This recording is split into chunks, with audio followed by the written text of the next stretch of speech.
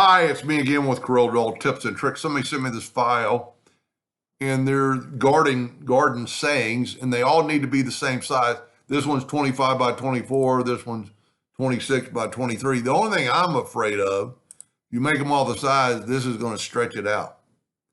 So this one's 25 by 25. This one's 27 by 18. All of them are pretty good except for the Garden Father. You know, the shorter ones, it's going to stretch out, and this one's not as wide. But there is a macro to do this, and if we go to tools and scripts, yours might say macros. Now, this is a macro created by our friend Eskimo, and I will put a link to this video or to this.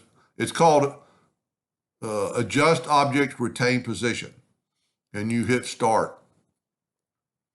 Now, it's going to open up one of Eskimo's little windows here, and we're going to change them to 25 inch to 25 inch. I've got to size, change the width and the height in inches, and I'm going to select them all. And this is the advantage of doing this, but I want them to be where they're at, so they'll go from the center, and I'm going to hit from the center, which is center X, center Y, and it's going to make them all in just a second 25 by 25 inches. Now, the thing I'm afraid of is going to stretch some of these out like that. But if we look now, that one is 25 by 25, 25, 25 by 25, 25 by 25. They're all the same size. Now, I will put a link to this video or to this macro. It's a great macro. I've never really done it with stuff like this. It's really made for, you know, if you had a bunch of circles and you know what I'm going to do? I'm going to show you.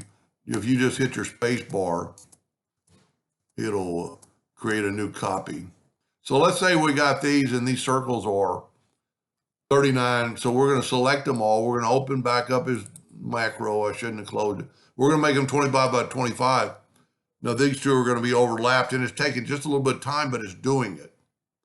So if you look now, these are 25 by 25. And this is really what it's made for.